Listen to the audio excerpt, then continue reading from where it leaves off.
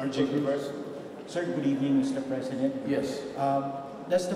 Do you support the impeachment of the Vice President Benny Robredo amid criticism from Senator De Lima that it is stupid and an arrogance of power? And will you bring to court all of those who are behind the supposed concerted efforts to destabilize your administration amid a claim by Speaker Alvarez that there are plans by the Liberal Party to oust you the way former President Estrada was ousted? Yes, it's all politics actually.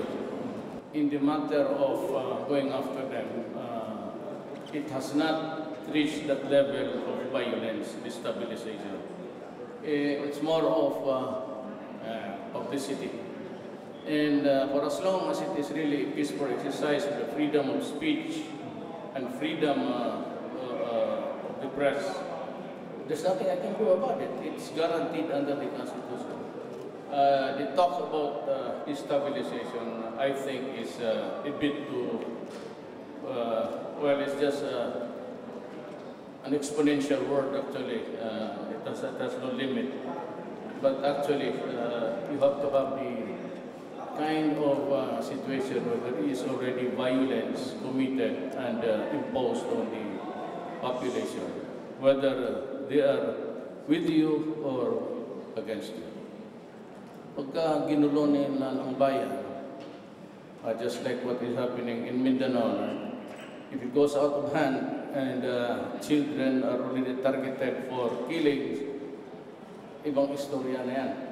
But as far as just being criticized, I would allow them.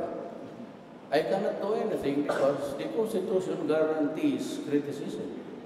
And to peaceably assemble and maybe to address whatever grievance, and I don't see anyone except that they would want me ousted. Well, that's I said I never denied that in the campaign, in the war against drugs, a lot of people have been killed. I do not deny that, I admit it. But wag naman yung wala akong pakialam that even families, I do not do that. I mean, for the life of me, I cannot imagine giving an order killing people or innocents or even a criminal with on bended knees or with outstretched hand in surrender. Those who choose to fight the government will have the response that they want.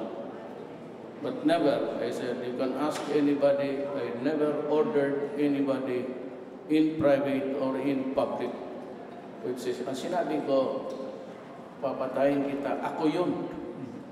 And that is just a rage in my heart. You listen to all my speeches. Para makita nila kung gaano ako gagalit sa droga and for what it has, the drug itself has caused to my country. And the many hundreds of thousands are already addicts, and those with shrunk brain so no more use to society. Just a burden. Thank you very much, sir. Adano Tingkungko of GMA 7. Good evening, sir. Yes, sir. Good evening. Sir, just to clarify and just to be very clear about it, dahil po nabanggit ninyo ito 2 beses, una kanina po sa Davao before you left, pre-departure press conference, pati po ngayon, earlier dito po sa ating address sa Filipino community dito sa Myanmar. Sir, pwede po ba natin ipaliwanag ng konti pa yung inyong ibig sabihin sa sinasabi ninyong parang hindi mapipigilan ang China na ituloy yung kung ano man yung construction sa Scarborough Shoal. Now, this is in light of 2 things.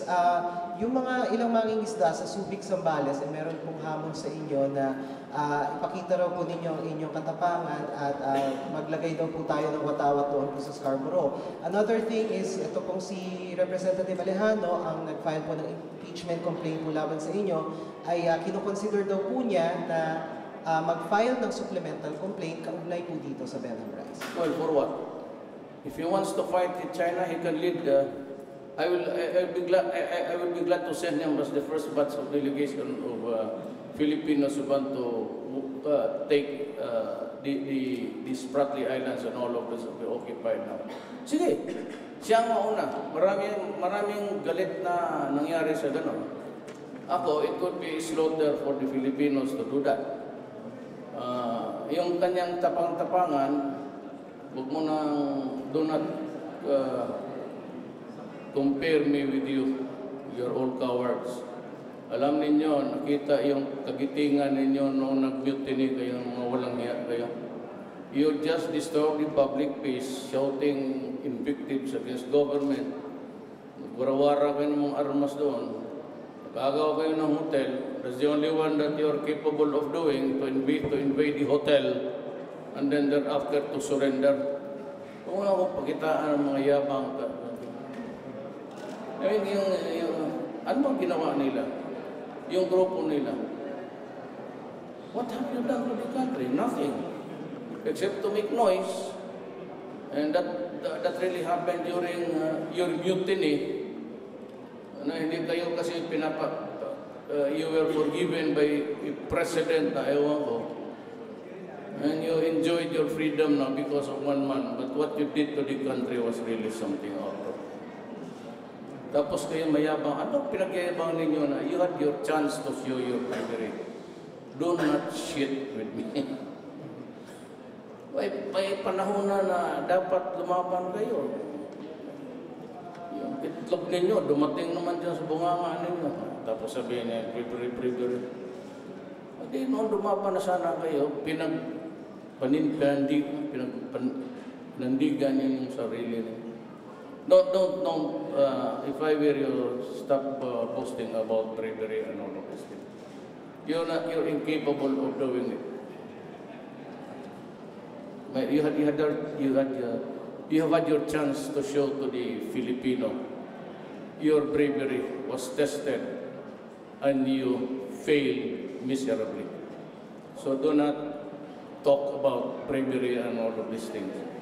You are actually ashamed. Pinag-aral kayo, ginastuhan ng gobyerno, tapos ganon ang ginawa mo sa bayan. Pero sir, yung inyong nabanggit po tungkol po dun sa construction, sa Scarborough Shoal, and yung hindi po mapipigilan. Sir, para lang po sa benefit ng ating mga kababayan na hindi po narinig marahil ng buo ang inyong nabanggit. Ano po ibig sabihin? Hindi nga natin mapigilan kasi hindi natin kaya ang China. Hindi nga mapigilan ng Amerikano. In the first place, pag umpisa pa lang yan, hindi na pumunta ang Amerikano, natakot na. Yun, may mga armas yun, baril, aeroplano, lahat. Ngayon, tinutulak nila ng tayo para magipag-away. And it will be a massacre. First hour pa lang, ubos na yung, naku. We are not in a position to declare war. But I said to China that someday, during my term as president, I will have to confront you about the arbitral ruling. And that would be maybe during the time when you begin to extract minerals and the riches of what is inside the bowels of the earth. Entitlements lang naman, din ang teritoryo. Ang teritoryo, it is not within, I said repeatedly, it is not within our territorial waters. But what we are trying to achieve is that we are also recognized to own the entitlements. Ang nakuha lang dyan is the economic zone. But yung structures na yan has nothing to do with economic zone. It might impede, but actually it's a construction that would disturb the navigation of the sea. That is why it's very important for China and the rest of the nations, especially the ASEAN, to come up with a code of conduct. Sir, maraming salamat. Jervis Manahan, Kasi PTV. anong believe dyan sa mga in the line of Susmario. Good evening, sir. I'm Yes. Jervis Manan from PTV. Sir, one of your allies in the House of Representatives, the former President GMA, has just been ousted as Deputy Speaker. So do you have any plans of appointing her in your cabinet? No, I don't think she will accept it. She cannot be working under a president when she was already a president. That would be quite a tall order for her to do that. But representing the people of the district of her own province would be somehow acceptable to even everybody. Marami nga silang ganun. Bato yung magtrabaho siya executive department under my direction and control, I said that's a very tall order for her. So I will answer the questions for her also, including mine. Ibig sabihin, hindi tayo darating pa sa panahon na yan. Sir, would you consider her to lead the Constitutional Commission para po sa pagbuo ng federalism in the House? Maybe. Maybe, baka ayaw rin niya. But maybe. Thank you very much. The last reporter is Roy Mabasa, Manila Bulletin. Good evening, Mr. President. Yes, sir. My question was on the relationship with the United States. You mentioned earlier that you're willing to give it all to support your counterpart, Mr. Donald Trump. In that context, I would like to know your appreciation of our present relationship with the United States in that context. I think we're headed for something that is an understanding platform for both countries. You see, Donald Trump is a realist. He's a guy who knows what is real, what is not. And he does not engage in theories. And even in the matter of the human rights, he takes into account everything. That the view of the United States and the rest of maybe the EU countries are far different from the Orientals.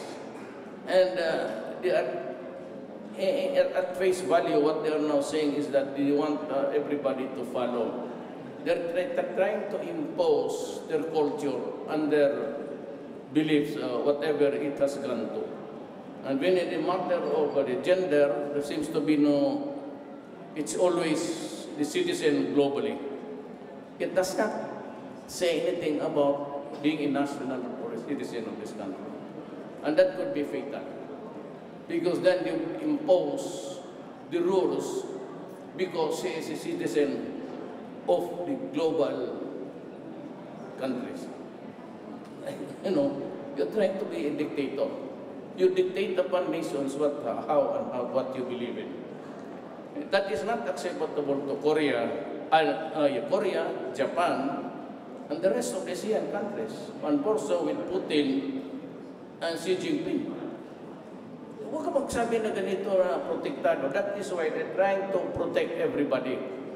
That is why they worry about the human rights, even if it is not a citizen of their country. And dito, what is very sad is they believe in the propaganda. I said, I have made my admissions and I bind myself to it. But certainly killing other sectors who are not at all connected with you must be an insane person to do that. I'm just interested going after the drug guys. They have nothing to do with what's your business, what is your anong carnival na gusto mo sa buhay mo? If you have a carnival there, fine, you go ahead. But dito sa akin, druga. I'm trying to protect my country. I'm trying to stay loyal to the oath of office, to protect and preserve the Filipino nation. That's the long and short. I do not need to read the Constitution about martial law, about suspension of the writ of habeas corpus. Far from it. Actually, all I have to do is just to remember my oath. And I would do anything to protect the Filipino and preserve my nation. Yun lang ang trabaho ko. Thank you very much. Yung hindi nakakaintindi, talagang magulo ito. At gugulo ito kung ayaw nilang intindihin. Basta do not do anything that deprive us of our happiness of our children and destroying. Isa lang itong bayan ko. Kung sisirain mo, talagang magigera tayo. And I'm warning the Mindanao guys. Do not tempt me to declare martial law in Mindanao, for starters. Because if I declare martial law, I will finish every problem of that island. Tatapusin ko na talaga lahat para wala na yung next generation, wala na. At magkakaintindihan na ang lahat, ang Moro, kontento, ang Kristiyanos, kontento sila sa buhay nila. And it's gonna be a progressive island. But if I declare martial law, I will finish all what ails the island. Ayaw ko. So do not force my hand into it. Because if I do, wala nang atrasan. Tatapusin ko talaga. To the last period. So ayaw ko. Do not force me to do it. Okay? Thank you so much, Mr. President. Thank you so much, members of, Salamat po. thank you so much, members of the press. Good night.